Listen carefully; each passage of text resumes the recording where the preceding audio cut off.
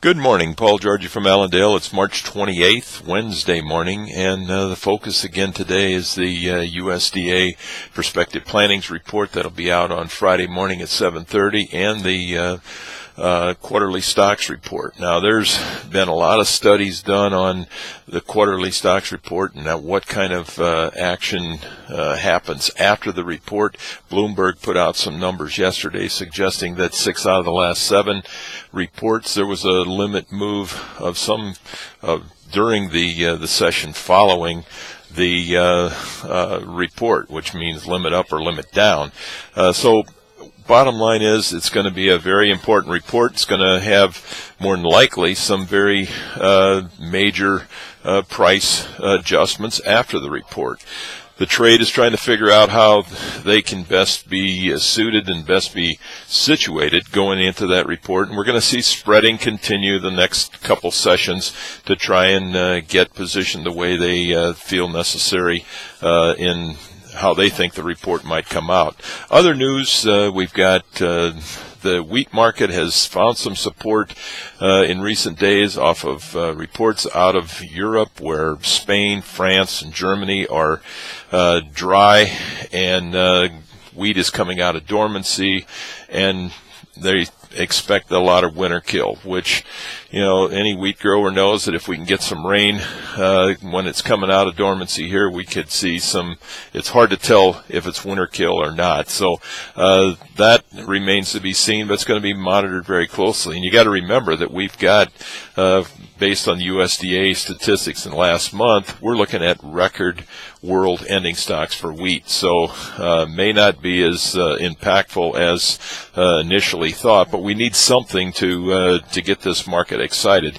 Other news, Brazilian corn and bean crop, it seems like it's a daily basis where some analyst or some group out of South America is lowering lowering production in Brazil and Argentina. It looks like we're going to have to wait until the final grains are harvested down there. The late summer crops are harvested until we actually find out what the true numbers are. But that momentum there is continuing to drive soybean prices and support soybean prices.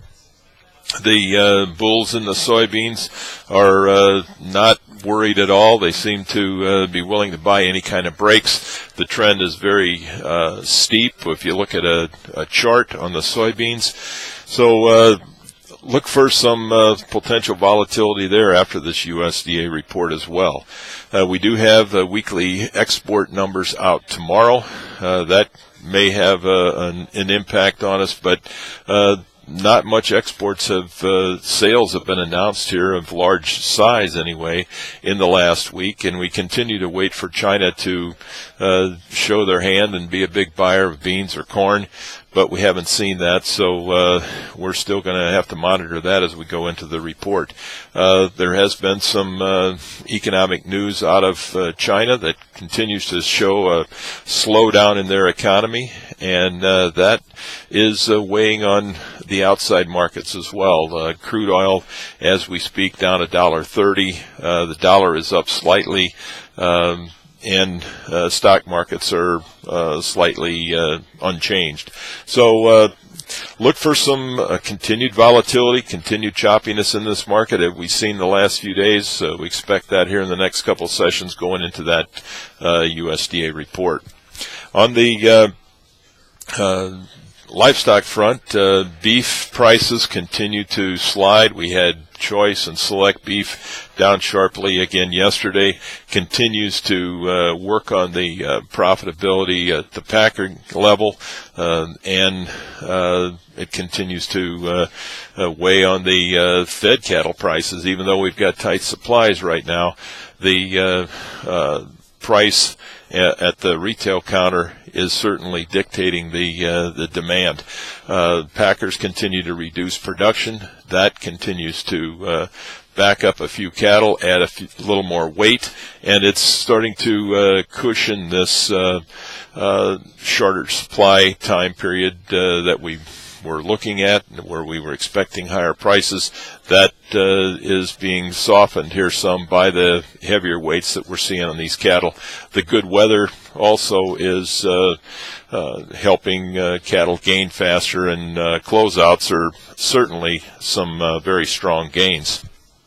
The chart picture in the cattle, I think, is important to watch. We've seen a big rally yesterday in the livestock, and we need to follow through there today in order to keep this momentum going and to suggest that we've seen a near-term bottom in here. However, if we get much of a sell-off here today with the weak outside influences, it could create some more exodus of longs, and that could press this market even lower. So a lot of reasons to stay in touch with Allendale's research. I want to remind everybody we've got the planner special that we've got going right now, 6 months for only $99. You can get that by going to the website or give us a call at 800-262-7538.